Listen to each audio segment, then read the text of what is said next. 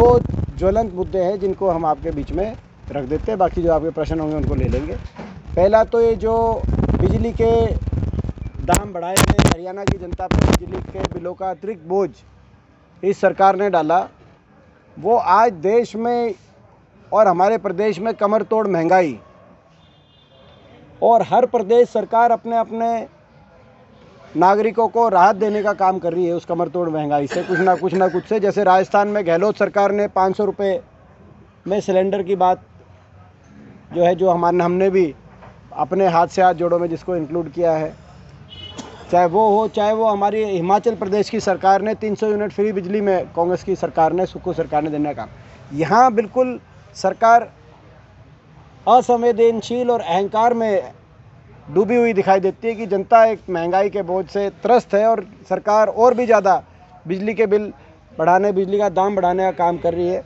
और उसमें भी एक बात हमने देखी कि आपको जो सारे बीच में हम आपके बीच में बात रखते रहते हैं कि कहाँ 2 रुपये 94 पैसे पे 25 साल तक का करार, एक उद्योगपति घराना, जिस घराने पे एक बहुत बड़ी हिडेनबर्ग रिपोर्ट भी पीछे आई कि भाई बीजेपी की सरकारों ने उसको कैसे फ़ायदा पहुंचाने का काम किया, उसको साथ 25 साल का करार था, लेकिन सरकार उसने 2018-19 में बिजली देनी बंद कर दी और हरियाणा सरकार को बाहर से 11 रुपये यूनिट तक की बिजली लेके प्रदेश के उपभोक्ता को देना पड़ा।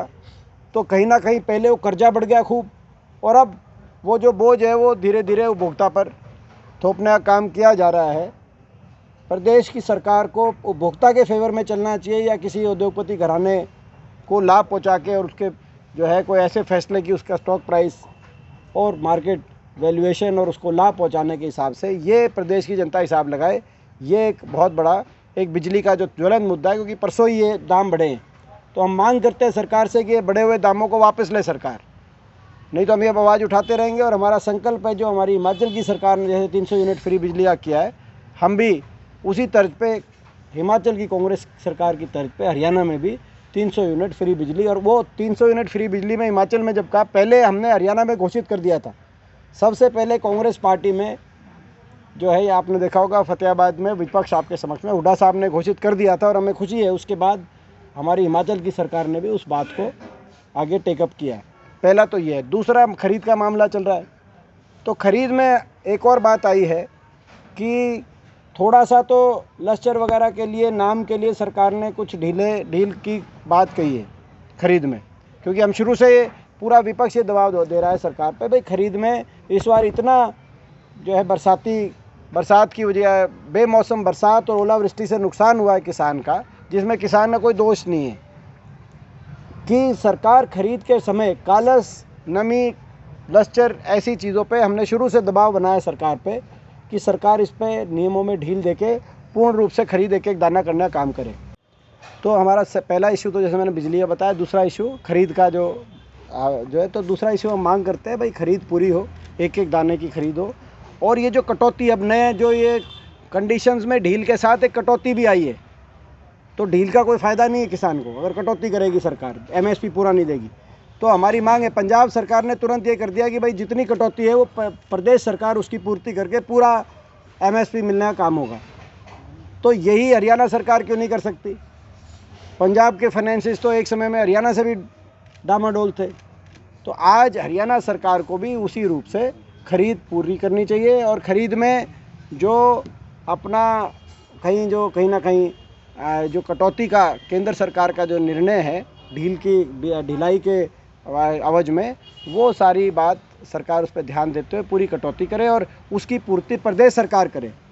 ये हमारी दो जो ज्वलंत मुद्दों की ये दो हमारी मांग है। बाकी तो जो है आज जो कोई आपके प्रश्न हो, कल हमारी सोनीपत में एक रैली है, संविधान बचाओ रैली, क्योंकि आज जो है प्रजातंत्र पे प्रहार हो रहे हैं, संवैधानिक ढांचे पे प्रहार हो रहे हैं और विपक्ष की आवाज़ दबाई जा रही है।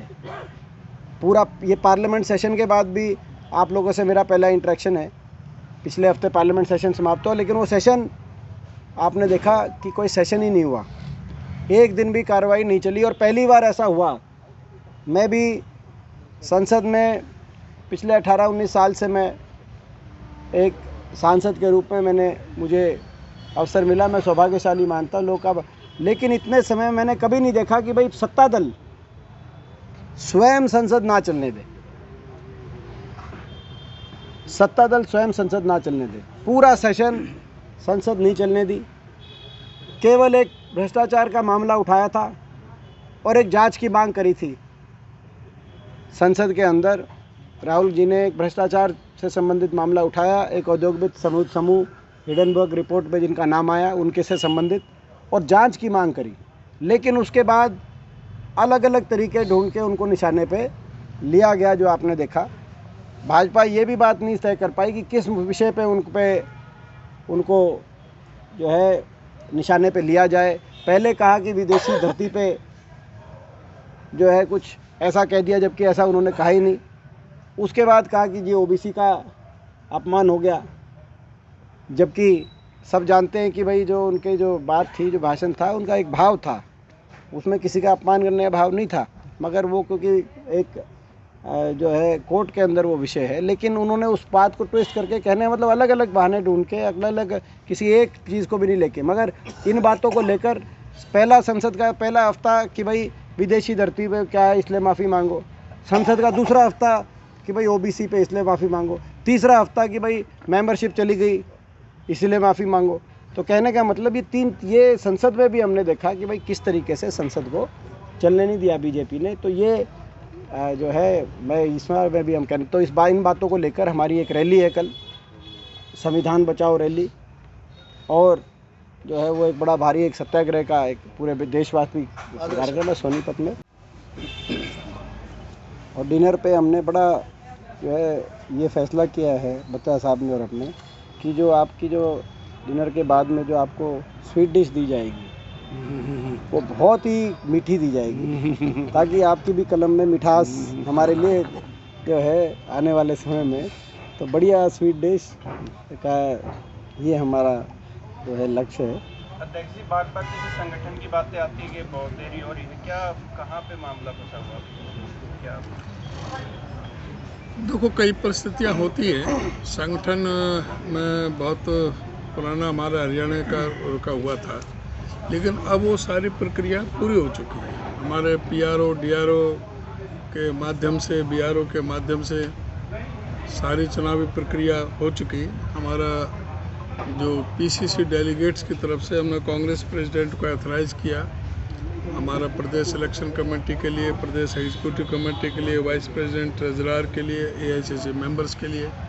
तो एआईसीसी मेंबर्स तो लिस्ट वो सूची आ गई, बाकी ये सूची जो है वो कभी भी किसी समय प्रकाशित हो सकती है। बीच में कई तरह के अवरोध आए। पहले तो उदयपुर संकल्प शिविर आ गया था, वहाँ पर सभी व्यस्त हो गए थे।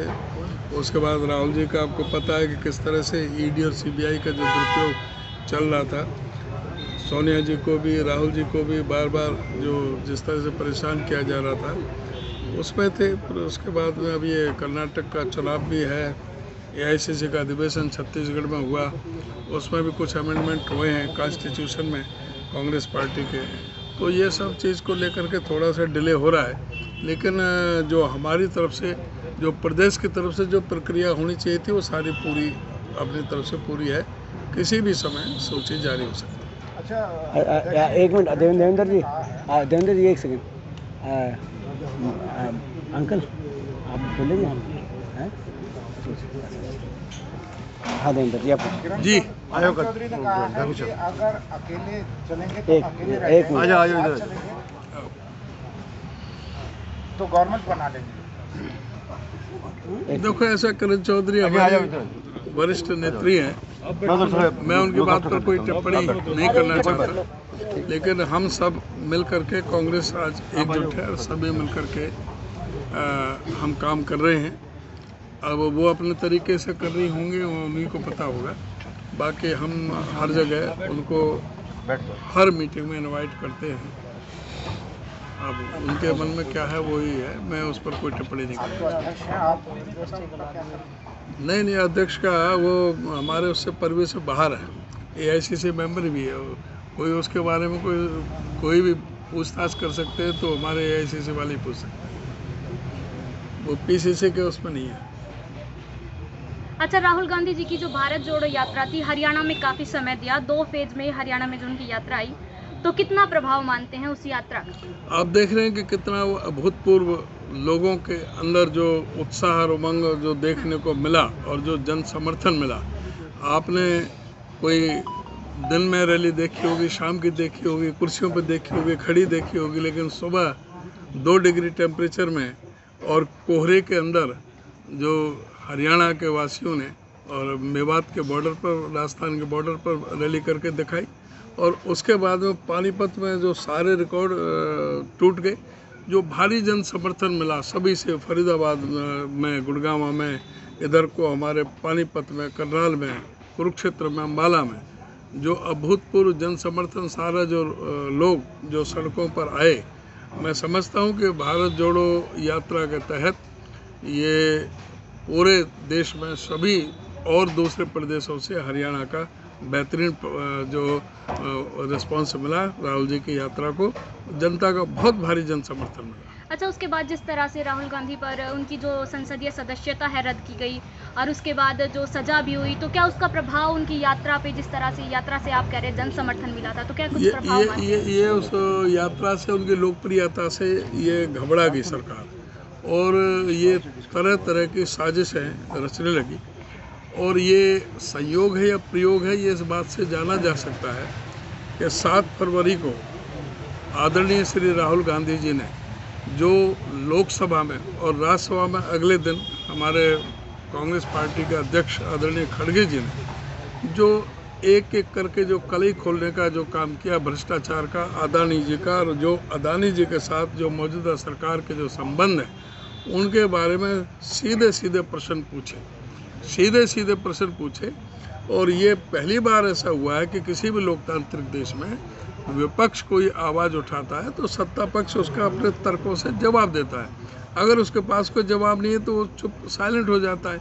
लेकिन ये कभी भी नहीं हुआ कि विपक्ष की आवाज़ को बंद करने के लिए उसके स्पीच को ही एक्सपेंस कर दिया जाए, जब तक कि उसके स्पीच में कोई अमर्यादित भाषा ना हो, कोई असंसदीय भाषा का इस्तेमाल नहीं किया गया हो।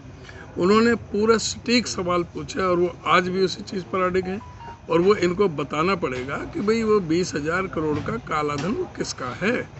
उनसे पूछा कि भाई 609 से दूसरे नंबर पर पहुंचा, जो आज जो है जो उनका 9.5 लाख करोड़ का रह गया, जो 21 लाख रुपए से, उसमें जो हमारा LIC का जो 44,000 करोड़ रुपये फंस रहा है, 82,000 करोड़ रुपये नेशनलाइज बैंक का, हमारे स्टेट बैंक और दूसरे नेशनलाइज बैंकों का वो फंसा हुआ है। तो क्या ये प्रश्न पूछना गलत है? अगर उसमें कोई, क्या ये तो पूछना पड़ेगा कि भाई अदानी से क्या संबंध है। अब हमारे हरियाणा का ही ले लो। हरियाणा में आदरणीय हमारे पूर्व मुख्यमंत्री, हमारे प्रतिपक्ष के नेता आदरणीय चौधरी भूपेंद्र सिंह हुड्डा जी की जब सरकार थी तो अगस्त 2010 में अदानी पावर के साथ में एक समझौता किया गया था और उस समझौते के मुताबिक ₹2.94 प्रति यूनिट के हिसाब से निरंतर 1424 मेगावाट प्रतिदिन 25 वर्ष तक 2035 तक वो समझौता लागू था। तो ये सरकार को बताना चाहिए कि वो समझौता कैसे टूटा। आखिर अदानी पावर के सामने भाजपा सरकार ने, खट्टर सरकार ने क्यों सरेंडर कर दिया? आज जो अचानक जो बिजली बंद की अदानी पावर ने, उसकी वजह से पूरे हरियाणा में बिजली की त्राही त्राही मच गई थी और इस सरकार को 7 रुपये से 12 रुपये तक बिजली उसकी पूर्ति के लिए खरीदनी पड़ी थी, जिसके वजह से जो हरियाणा इलेक्ट्रिसिटी रेगुलेटरी कमीशन ने 1144 करोड़ रुपए की देनदारी अदानी की तरफ निकाली थी। तो वो अदानी से वसूले थे या उनको कैबिनेट की मीटिंग बुला करके प्लेट में रख करके सजा करके 1144 करोड़ रुपए किस तरह से अदानी पावर को दे दिए? क्या वो 1144 करोड़ रुपए भाजपा का फंड था? इस प्रदेश की जनता का था। और उसी समझौते में जो नया समझौता किया, जो 1424 मेगावाट का जो समझौता था, वो 1200 मेगावाट पे कर दिया। जो ₹2.94 प्रति यूनिट था वो ₹3.20 प्रति यूनिट कर दिया। इनको ये भी बताना चाहिए कि जो 224 मेगावाट जो सरेंडर किए, उससे हमारे हरियाणा प्रदेश की जनता को कितना उससे भारी नुकसान हुआ और 3 रुपये 20 पैसा करने से कितना नुकसान हुआ उसका भी जनता के सामने खुलासा करना चाहिए। आखिर अदानी से ये बीजेपी का ये किस तरह से उससे डरते हैं, ये इस बात का प्रतीक है। अच्छा, 2014 दीपेंद्र जी, जिस तरह से संसद में विपक्ष का तो होता है कि अपनी आवाज़ उठाए, लोगों की आवाज़ उठाए, समस्या बताए, लेकिन इतिहास में पहली बार देखा गया है कि सत्ताधारी पार्टी संसद नहीं चल रही। तो मैंने बताई अभी बात, सही बात है। पहली बार ऐसा रहा कि भाजपा ने संसद नहीं चलने दी। तो ये मैं समझता हूँ कि कहीं ना कहीं जो भाजपा की सरकार की कार्यशैली है देश में आज के दिन, जिसमें वो चुने हुए जनप्रतिनिधियों या लोकतांत्रिक संस्थाओं, लोकतांत्रिक आदर्शों और मूल्यों को ज़्यादा मानते हुए सरकार नहीं चला रही, तो वो प्रदर्शित होता है, उनकी सोच है। अच्छा, आज जिस तरह से यूपी के अंदर 2 एनकाउंटर हुए, इस एनकाउंटर को लेकर सपा के जो वरिष्ठ नेता है राम गोपाल यादव, उन्होंने 10 दिन पहले कह दिया था कि यूपी जो सरकार है वो अतीक के बेटे का मर्डर करेगी। क्या लगता है इसमें भाई ये तो यूपी के इसकी पूरी जानकारी लेने के बाद आपको जवाब देंगे। क्या यूपी सरकार जो है इसको चुनाव में, ये पूरी जानकारी भाई उत्तर प्रदेश में जो है क्या क्या हो रहा है उतनी बारीक नज़र हम नहीं रख पा रहे जितना आप रख पा रहे हैं। देवेंद्र जी, हम पूरी जानकारी लेके बताएंगे आपका ड्रीम प्रोजेक्ट था मेट्रो लाने का रोहतक तक, जो ये एक इसमें मेट्रो वाले में मैं कहना चाहूँगा, ये महत्वपूर्ण प्रश्न है। देखो, अभी 2 प्रश्न लगे इस सेशन में, एक विधानसभा में लगा, जयवीर वाल्मीकि जी ने लगाया, और दूसरा संसद में मैंने लगाया, पार्लियामेंट में, मेट्रो को लेकर। जयवीर वाल्मीकि जी के प्रश्न के उत्तर में सरकार ने बताया कि 81 किलोमीटर मेट्रो हरियाणा के अंदर 4 शहरों को जोड़ती हुई गुड़गांव, फरीदाबाद, बल्लभगढ़, बहादुरगढ़ 2014 से पहले 81 किलोमीटर और 2014 से लेकर और 2023 तक, ये प्रश्न है जो आपने सही कहा। 1 इंच भी नई मेट्रो लाइन मंजूर नहीं हुई, 1 इंच भी। कहाँ 81 किलोमीटर मेट्रो, जिसमें आधा पैसा हरियाणा सरकार देती थी, आधा केंद्र सरकार देती थी, और कहाँ 1 इंच भी मेट्रो की एक खंभा भी नया आगे नहीं हुआ, पहला। दूसरा, मैंने जो प्रश्न लगाया केंद्र सरकार से, उसमें ये बताया गया कि दिल्ली से बाहर मेट्रो के एक्सपेंशन के लिए पिछले 3-4 वर्ष में, 3-4 वित्तीय वर्ष होता है वो 4 मानो आप, पिछले 4 साल के अंदर लगभग 19,000 करोड़ रुपया केंद्र सरकार ने दिया है, और वो सारा का सारा केवल यूपी में लगा है। यानी कि उन्हें केंद्र सरकार ने जवाब ये दिया कि हरियाणा सरकार ने कोई प्रस्ताव ही नहीं भेजा।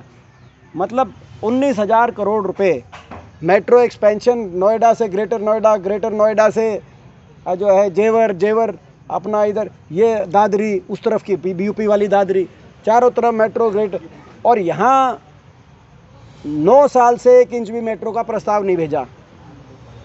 हम मुख्यमंत्री से सवाल पूछना चाहते हैं, मुख्यमंत्री जी से, कि ऐसा प्रदेश के विकास को लेकर उनकी इतनी जो है इतनी कम रुचि क्यों है। दूसरा, मेट्रो के साथ जुड़ा हुआ एक था RRTS, rapid rail transit system. 4 RRTS एक साथ मंजूर हुए थे, दिल्ली से पानीपत, दिल्ली से मेरठ, दिल्ली से अलवर, और दिल्ली से वाया रोहतक, हिसार, क्योंकि Hisar NCR counter magnet town था। लगभग 26-27 हज़ार करोड़ की लागत से दिल्ली से मेरठ काम पूरा हो गया, उसका उद्घाटन हो गया, ट्रायल रन चल रहा है। दिल्ली से मेरठ वो मेट्रो ही है, RRTS, जो मेट्रो को आगे कनेक्टिविटी करती है, वो आगे शहर से बाहर और तेज स्पीड से बाहर दौड़ती है, रैपिड रेल ट्रांजिट सिस्टम। आप देखने जाओ, जबकि मेरठ दिल्ली से ज़्यादा दूर है, रोहतक तो और नज़दीक है, यहाँ नहीं थी। प्रश्न ये बनता है 9 साल के बाद कि वो आज तक वो मेट्रो कहाँ गई।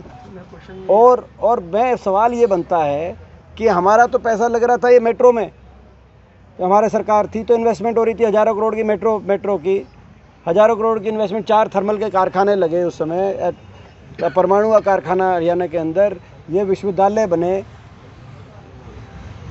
इनके समय कुछ काम हुआ नहीं मगर कर्जा हो गया 3 लाख करोड़, ये प्रश्न उठता। तो मेट्रो का आपने जो सवाल पूछा कि भाई बड़े दुख की बात है, ये 2 प्रश्न लगे थे, मैं प्रश्नों का आपको जानकारी बता दूं। एक मैंने लगाया था और एक जयवीर वाल्मीकि जी ने लगाया था, दोनों का आप उत्तर देख लो। 1 इंच मेट्रो नहीं 9 साल में, और 3-4 साल में केंद्र सरकार ने 19,000 करोड़ दिया है, और वो 19,000 करोड़ केवल यूपी में मेट्रो एक्सपेंशन की जा रहा है, क्योंकि यहाँ से प्रस्ताव ही नहीं भेज रहे।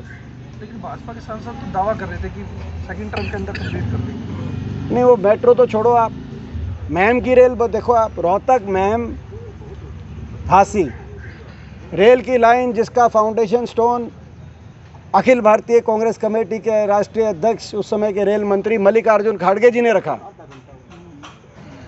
2013 में झांसी में फाउंडेशन स्टोन, और रोहतक के रेलवे बाईपास का फाउंडेशन भी उन्होंने रखा। अगर खड़गे जी आएंगे तो उनको वो जब देखेंगे कि रोहतक में बाईपास का क्या हुआ, जिसका फाउंडेशन स्टोन वो रख के गए थे 2013 में, उनको देख के एक बार तो समझ में नहीं आएगी कि भाई ये मैं रख के तो गया था, इन्होंने कराया तो था कि देश का पहला रेलवे बाईपास था, कि अंदर एक बहुत ही ज़बरदस्त एक सड़क डेवलपमेंट हो, जो है मॉल रोड के रूप में, आपको याद होगा कि हमारी वो था प्रोजेक्ट। तो मगर आपने देखा कि भाई वो ना तो भाई वो हुआ, जब रेल की लाइन ही नहीं बिछी, मेट्रो की तो दूर की बात है। आज तक महम की रेल की लाइन, आप मैं पूछना चाहता हूँ, बुलेट ट्रेन की बात करते हैं, बुलेट ट्रेन की बात करते हैं, हमारे समय में विदिन 4 साल रोहतक झज्जर रेवाड़ी रेल की लाइन बनकर तैयार हो गई थी कि नहीं, मैं पूछना चाहता हूँ आपसे। फाउंडेशन भी रखा लालू प्रसाद जी ने, और उसका इनॉग्रेशन भी किया। हमारे समय जींद गोहाना सोनीपत रेल की लाइन तैयार हो गई थी, और रोहतक महम झांसी इस रेल की लाइन का काम शुरू हो गया था। वो जो काम शुरू हो गया था, 25% काम का पूरा शुरू हो गया था, वही पूरा नहीं कर पाए। बुलेट ट्रेन की बात 9 साल में कर रहे हैं, ये किस रफ्तार से विकास दौड़ रहा है। आप हम रेल की लाइन की कितने किलोमीटर बिछे वो बता दो, मेट्रो की लाइन कितने किलोमीटर भी बिछी वो बताओ, आप रफ्तार किस तेज से दौड़ रहा है, तो आपके सामने दीपेंद्र जी ये प्रश्न है। लोकसभा चुनाव 2014 में तो ये मेट्रो वाला जो है ना, अच्छा क्वेश्चन है, क्योंकि 2 हमने क्वेश्चन लगाए थे इस बार। 2014 में हरियाणा पर 71,000 करोड़ रुपए कर्जा था, आज बढ़कर 3 लाख रुपए से 3 लाख से अधिक ज्यादा हो गया। कहाँ गया इतना पैसा? तो बता ही नहीं कहाँ गया कर्जा, तो 4,23,000 पे वो कहाँ गया बताओ। उसमें नहीं, कर्जा देखो, इसमें क्या है कि अब कह रहे हैं महंगाई हुई कम, क्योंकि बीजेपी में है दम, तो आपका जो सिलेंडर है वो 400 से कम आ रहा होगा, कहीं तो जा रहा होगा। कारण क्या रहा जी, इतना पैसा कोई प्रोजेक्ट चालू, तो पैसा कोई भ्रष्टाचार भाई, भ्रष्टाचार। दादा गौतम क्या कह रहे हैं? दादा गौतम कह रहे हैं खोपर एकला ही जीवन लग रहा है। वो क्या जीम रहा है? लेकिन उनकी तो सर 1 करोड़ नहीं क्या वो मैं पूछना चाह रहा हूँ, ये प्रश्न चिन्ह है। वो खोपर एकला तो जीम रहा है, लेकिन वो खोपर एकला क्या जीम रहा है? वो ये जो है, ये अपना जो विकास का पैसा है, ये भ्रष्टाचार की भेंट चढ़ रहा है। हरियाणा के अंदर खुली लूट है, ये स्थिति है। बीजेपी वालों से पूछना क्वेश्चन सारा माइनिंग का घोटाला, शराब का घोटाला, रजिस्ट्री घोटाला, और जो आप बोल रहे हो ना, इन्होंने गुड़गांव में एक औद्योगिक उनका NRIs का मेला लगाया था जो, और हाँ, तो वहाँ पे इन्होंने करीब 200 करोड़ रुपए आप भगत पे खर्च कर दिए थे। NRIs के लीला होटल में इंतजाम करवाया था। 6,19,000 करोड़ का निवेश की बात करी थी इन्होंने, 407 MOU सिग्नेचर की बात करी थी, लेकिन आज उन बातों को 7 साल हो गए, रिजल्ट 0। इन पर कोई विश्वास ही नहीं करता। लॉ एंड ऑर्डर यहाँ पे पूरी तरह से सबसे ज़्यादा पूरे हिंदुस्तान में सबसे नीचे से नंबर 1 पे, लॉ एंड ऑर्डर में सबसे नीचे, और बेरोजगारी में सबसे नीचे। और एजुकेशन का तो भट्टा ही बैठा दिया। 2% एजुकेशन का बजट रखा है, जबकि जो नई शिक्षा नीति के मुताबिक भी कम से कम 6% का बजट रहना चाहिए। अब आप जो कह रहे हो उसमें सारा डेवलपमेंट के लिए ही इनके पास में जो 2,85,000 करोड़ का जो इन्होंने 1,85,000 करोड़ का जो बजट पेश किया है, उसमें से सिर्फ 18,000 करोड़ रुपए बचता है सारा। बाकी तो सैलरी, तनख्वाह, ब्याज, 31% तो बजट का जो सकल SGDP है, 31% तो इंटरेस्ट में चला जाता है, और फिर उसकी किस्तों में चला जाता है। सारा ही इनके पास में है। कहीं भी सारा डेवलपमेंट के काम तो पूरी तरह से ठप है। मेट्रो रेल 1 इंच बनी नहीं, रेलवे लाइन, एक यूनिवर्सिटी कोई न बनाई नहीं, मेडिकल कॉलेज कोई बनाया नहीं, स्कूलों में 30,000 पद खाली पड़े हैं। आपको कितने स्कूल ऐसे दिखाएं जो हाई स्कूलों में एक टीचर से काम चल रहा है, एक टीचर है, और हाई स्कूल मैट्रिक तक का है। ये शिक्षा विभाग को तो इन्होंने इसलिए कर दिया कि इसमें पढ़े किसके बच्चे हैं, इसमें गरीब लोगों के बच्चे पढ़ते हैं, इसलिए उनको पढ़ाने की क्या जरूरत है। 30,000 पद अध्यापकों के खाली कर दिए, कोई उसमें है कहीं टीचर नहीं, बैठने के लिए टाट तक नहीं है, बिछाने के लिए बच्चों के लिए कहीं भी। और वो तो छोड़ो, जो इनके पास में कहाँ वो लाइब्रेरी और लेबोरेटरी और वो तो सब छोड़ो, और तो कई चीज़ को है नहीं कहीं भी।